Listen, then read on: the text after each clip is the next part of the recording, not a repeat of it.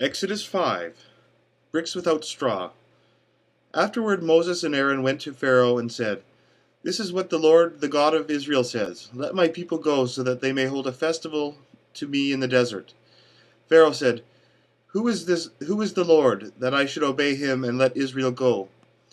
I do not know the Lord, and I will not let Israel go. Then they said, The God of the Hebrews has met with us.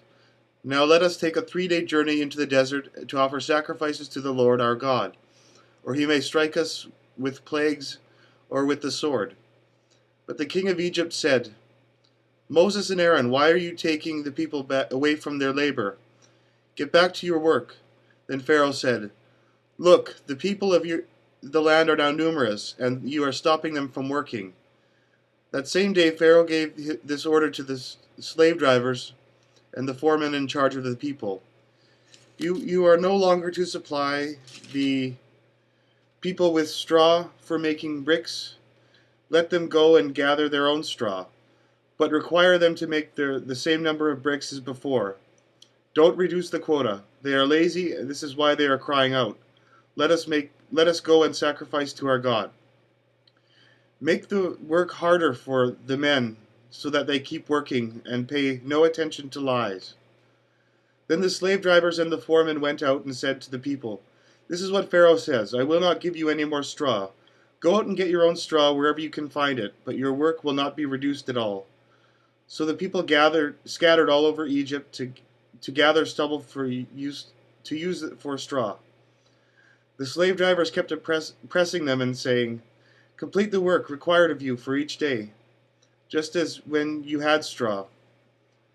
The Israelite foremen appointed by Pharaoh's slave drivers were beaten, and were asked, Why didn't you meet your quota of bricks yesterday or the day before, as before? Then the Israelite foreman went and appealed to Pharaoh. Why have you treated your servant this way? Your servants are given no straw, yet we are told, Make bricks. Your servants are being beaten, but the fault is with your own people. Pharaoh said, Lazy, that's what you are, lazy.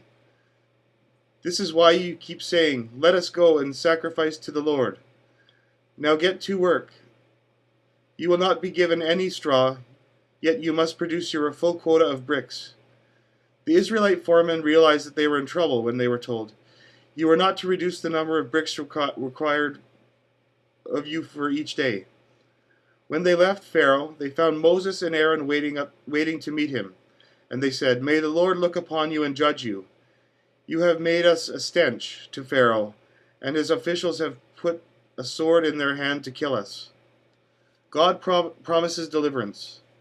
Moses returned to the Lord and said, O God, O Lord, why have you brought trouble upon this people? Is this why you sent me?